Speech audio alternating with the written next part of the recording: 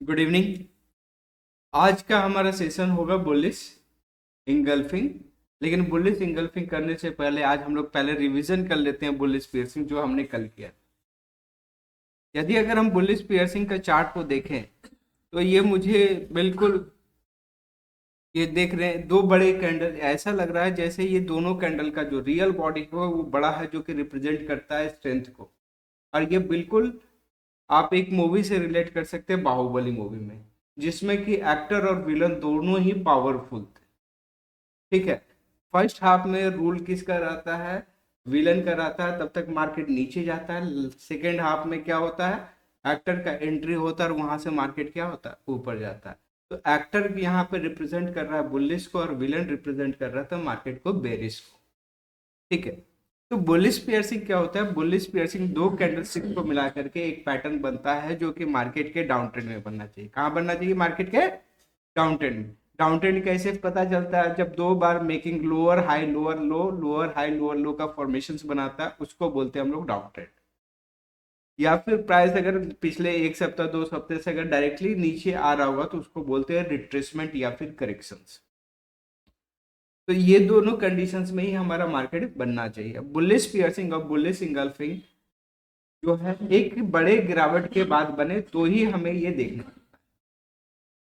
जैसा कि हमने बोला है कि हर एक कैंडल स्टिक्स को हम लोग पैटर्न के हिसाब से तो वो वैलिड होता है, बट हमारे लिए वो काम नहीं करेगा। तो बुलिश पियर्सिंग एक ऐसा कैंडल स्टिक्स है जिसमें दो कैंडल स्टिक्स रिक्वायर्ड होगा, जिसमें कि पहला बड़ा रेड कैंडल होगा, दूसरा बड़ा ग्रीन कैंडल होगा। ग्रीन कैंडल का जो क्लोजिंग होगा पिछला रेड कैंडल का 50% एंड अबव के ऊपर, क्योंकि 50% से यानी कि मार्केट नीचे जा रहा था तो कंट्रोल किसके पास था?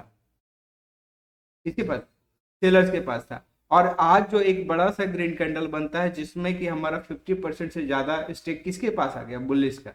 इसका मतलब हो गया कि आज मेजोरिटी, कल तक मेजोरिटी किसके साथ था? सेलर के साथ। और आज का मेजोरिटी किसके साथ है? बायर्स के साथ। जब मेजोरिटी बायर्स का आ चुका है तो मार्केट अब ऊपर जाना चालू करेगा। तो बुलिश पियर्सिंग क्या है? बुलिश पियर्सिंग दो कैंडल स्टिक्स को मिलाकर बनता है। पहला बड़ा रेड कैंडल, यहाँ पे जो मैं रेड कैंडल और ग्रीन कैंडल का बात कर रहा हूँ उसमें मैं बात कर रहा हूँ रियल बॉडी का। हैमर में हमारा फोकस कहाँ होता है? उसका शैडो पे। ठीक है।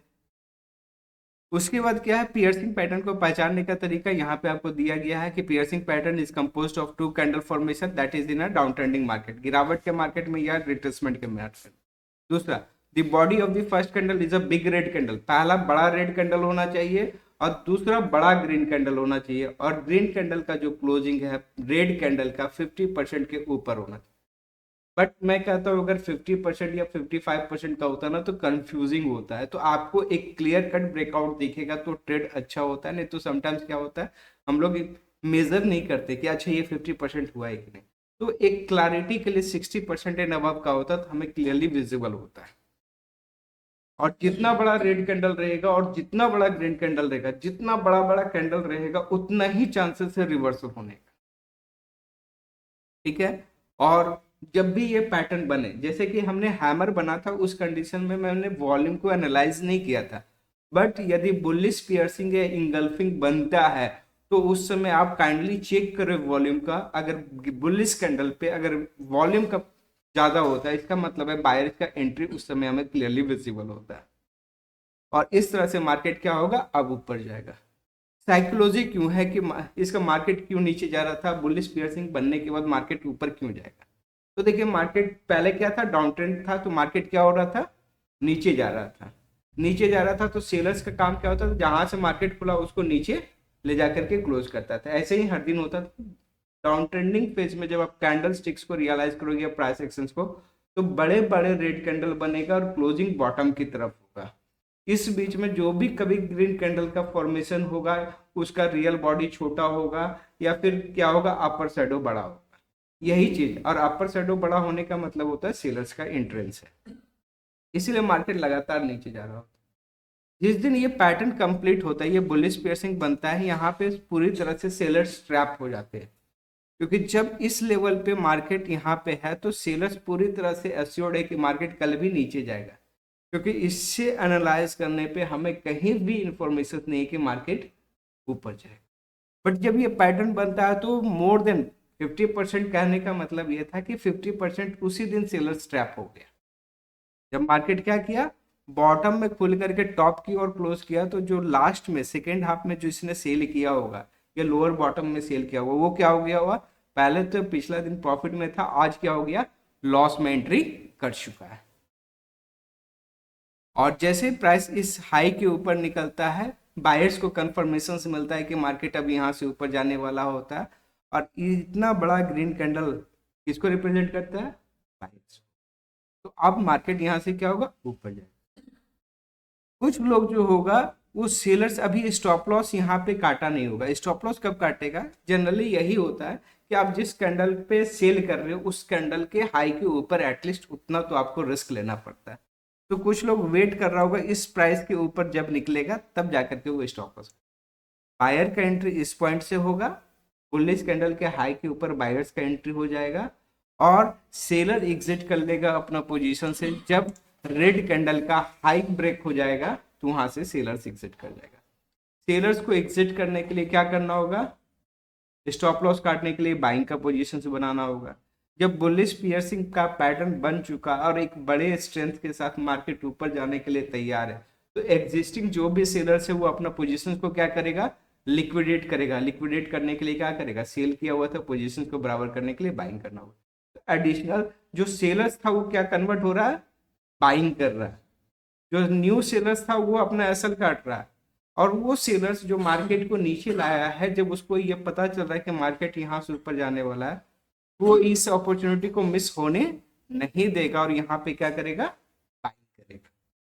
और फ्रेश डिमांड तो यहाँ पे ऑलरेडी जनरेट हुआ है। चीजें सस्ता है, पहले कितना में मिल रहा होगा, 100 रुपया में मिल रहा होगा, प्राइस नीचे आया, 100 रुपया का चीज कितना आया, मान लो कि 70 रुपया आ गया, तो 30% डिस्काउंट में बायर को मिल रहा है, और रिटेल तो ऐसे भी खुश होता है डिस्काउंट। तो इस तरह से हमारा क्या है, जो सेलर्स जो मार्केट को नीचे ला रहा था वो मार्केट से आउट हो गए, और एक फ्रेश डिमांड क्रिएट होने के कारण अब मार्केट में क्या है, एक तरफा रैली देखने को मिल जाए।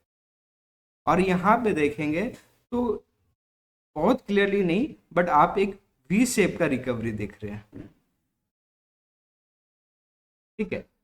तो यहाँ से क्या होता है, जनरली जब हैमर बनता है तो वहां पे थोड़ा स्लो मूवमेंट आता है। जब बुलिश पियर्सिंग बनता है तो कंपेरेटिवली उससे फास्टर मूवमेंट आता है। बुलिश सिंगल फिंग बनेगा तो उससे भी ज्यादा आएगा। अब ये बात कि कहाँ पे कंसिडर करना चाहिए, किसको कंसिडर करें और किसको नहीं करें, ट्रेड कैसे करना होगा। तो बुलिश कैंडल यानी कि ये जो ग्रीन कैंडल के हाई के ऊपर निकलेगा तो हम लोग क्या करेंगे, बाई कर लेंगे इसके ऊपर, और ये दोनों कैंडल का जो लोएस्ट लो रहेगा उसके नीचे हम लोग क्या लगा देंगे, स्टॉप लॉस। तो ये हो गया हमारा एंट्री और ये हो गया हमारा रिस्क, सॉरी स्टॉप लॉस। तो एंट्री और स्टॉप लॉस का जो डिफरेंस होता है उसको बोलते हैं रिस्क। ये हमने रिस्क कैलकुलेट कर लिया है। आपको एंट्री पहले मालूम होता है, आपको रिस्क पहले मालूम होता है, और आप क्या करोगे, टारगेट सेट कर लोगे। अगर आपने ट्रेड किया, और रिस्क रिवार्ड रेशियो हम ट्रेड तभी करेंगे जब हमारा रिस्क 1 रुपया का होगा और प्रॉफिट मेरा 2 रुपया का होगा या इससे ज्यादा का होगा, तो ही हमारा ट्रेड होगा। और एक आइडियल सिचुएशंस कहाँ है, जहां पे अगर आप बुलिश पियर्सिंग को ट्रेड करते हो तो इसका प्रोबेबिलिटी हायर हो जाएगा। देखिए अगर ये पियर्सिंग स्टैंड अलोन बना है, कहाँ पे बना है, स्टैंड अलोन। स्टैंड अलोन का मतलब है कि ये किसी सपोर्ट के पास नहीं बना है या फिर प्राइस कंफर्मेशन से नहीं मिला, उस तरह पे अगर आपने ट्रेड कर दिया तो चांसेस है 45%, ठीक है। 45% स्टैंड अलोन पे ट्रेड करते हैं तो आपका चांस है 45% चांस है कि मार्केट यहाँ से ऊपर जा सकता है।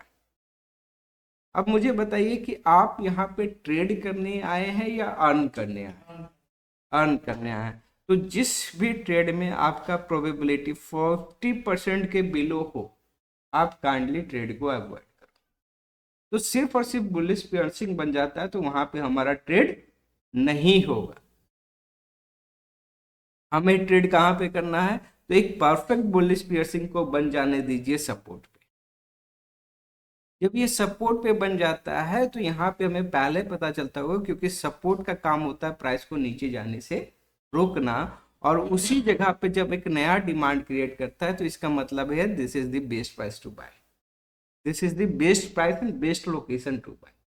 तो यहीं से प्राइस क्या होगा, मार्केट में एक अच्छे रैली, एक अच्छा मूवमेंट कर सकता है।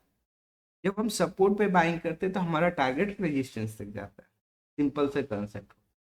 तो हमारा रिस्क कितना है, ये 2 कैंडल का जो भी रिस्क है, तो हमारा मैक्सिमम जो बोल सकते हैं 2 कैंडल या फिर 1.5 कैंडल का हमारा रिस्क है। और टारगेट हमारा जब भी होगा तो मोस्टली हम बोल सकते हैं कि 10-15 कैंडल तो हो गए, क्योंकि बाजार जब भी बुलिश पेयर्सिंग बने कम से कम 2-3 सप्ताह गिरना चाहिए। 2 दिन गिरा है बाजार, आप बुलिश पेयर्सिंग मानोगे नहीं बनेगा। 3 दिन गिरा है नहीं, 2-3 सप्ताह गिरना चाहिए। जैसे कि हैमर के लिए हमने क्या बोला, मिनिमम 1 सप्ताह गिरना। हाँ, अगर आप बोलोगे कि सर ये 1 सप्ताह तो क्या इंट्राडे में ट्रेड नहीं होगा, तो उसको क्या करते हैं हम लोग, नंबर ऑफ कैंडल से कन्वर्ट कर देते हैं। फॉर एग्जाम्पल आप इन डेली टाइम फ्रेम में इस्तेमाल करते हो तो हमने 4 से 5 कैंडल बोला हैमर के केस में, और एक दिन में कितना घंटा होता है, एक दिन में 6 घंटा होता है शेयर मार्केट के हिसाब से, ठीक है।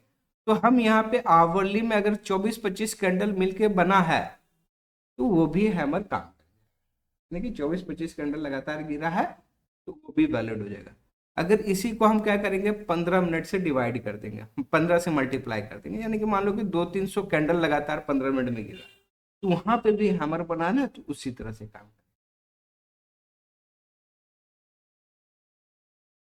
तो यहाँ पे आपको देखना है कि एक गिरावट होना चाहिए ताकि हमारा मार्केट ऊपर जाने के लिए स्पेस हो। मार्केट को क्या बोलते हैं, ये सब जो होता है रिवर्सल ट्रेडिंग, एक्चुअली हम मार्केट का बॉटम को पिकिंग करना चाहते हैं। तो बॉटम कहाँ होगा, एक एक्सट्रीम डाउन में ही होगा ना। 2 पॉइंट गिरा तो उसको सैलो बोलते हैं, हल्का सा। इसके ऊपर बाइंग कर लिए, इसके नीचे डाल दिए, यहाँ पे अगर सपोर्ट है तो इसका मतलब है कि ये 55% चांस है कि मार्केट अब, और सपोर्ट पे बाइंग कर रहे हैं तो डेफिनेटली मेरा रिस्क रिवार्ड बेटर हो जाएगा।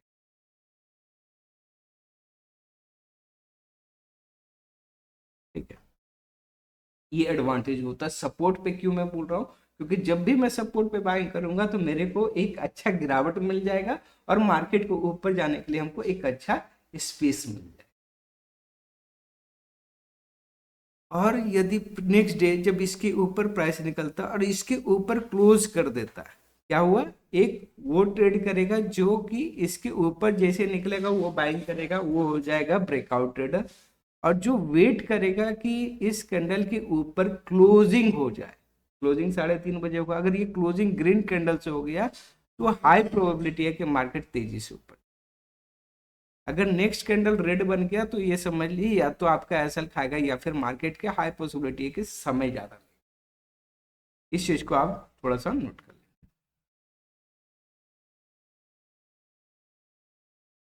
तो हमारा बेस्ट स्ट्रेटेजी क्या रहेगा, बुलिश पियर्सिंग को ट्रेड करने के लिए मार्केट डाउन ट्रेड में होना चाहिए।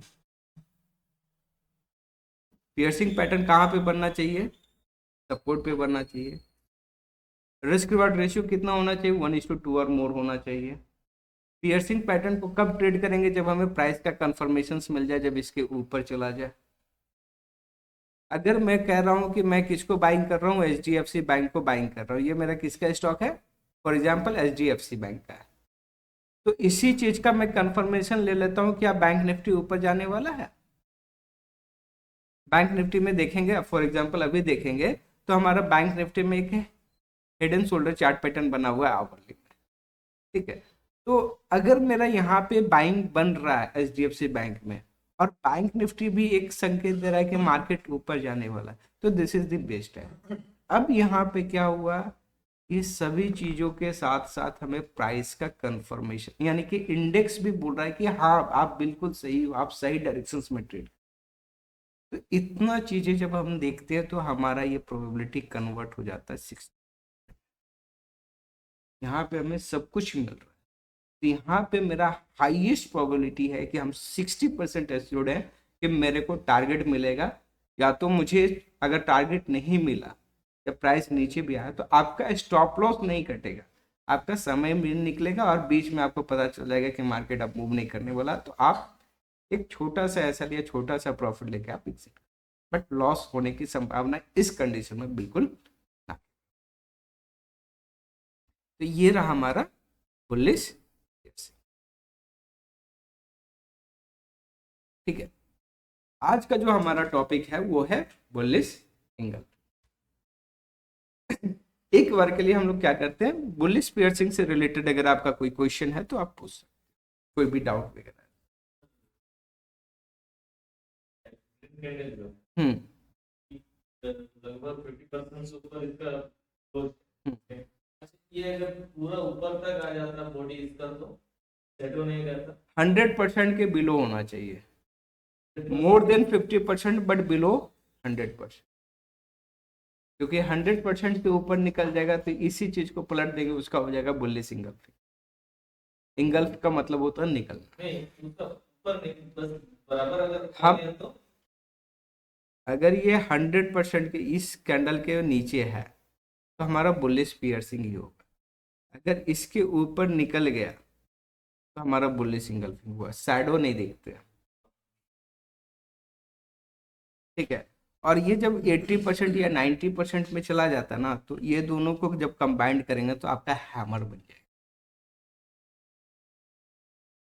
ठीक है, 80 से 90%, अप्रोक्सीमेटली 90% के ऊपर जब जाता है ना, 90 से, तो ये क्या होता है, हैमर बन जाता है। दोनों जब लाल कैंडल को हरा कैंडल जब नीचे से रखेंगे ना, तो पता चलेगा कि आपका हैमर बन गया।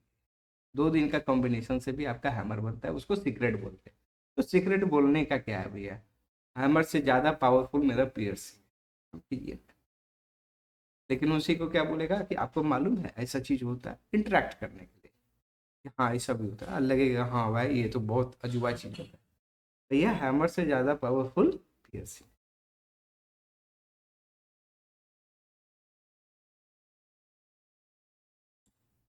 नहीं, ग्रीन कैंडल का गैप डाउन होना जरूरी नहीं है, बट अगर हो गया तो ये क्लासिक है।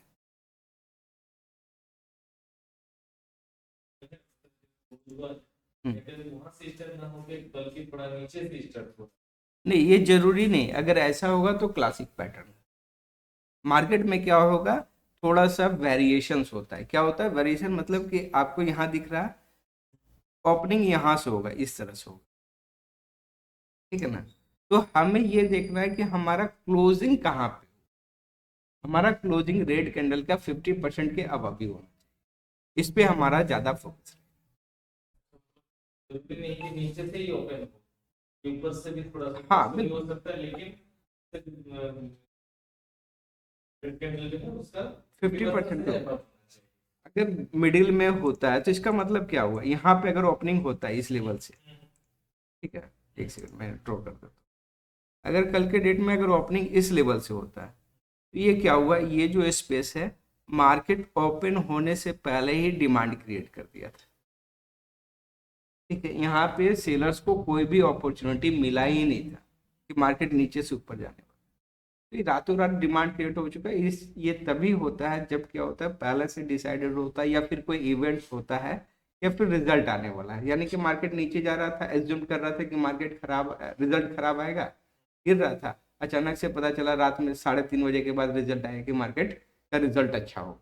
अभी क्या करेगा लोग, एएमओ ऑर्डर डाल देगा, आफ्टर मार्केट ऑर्डर डाल देगा, या फिर मार्केट खुलेगा 9 बजे, 9 बजे ही ऑर्डर डाल देगा। तो क्या होता है, गैप।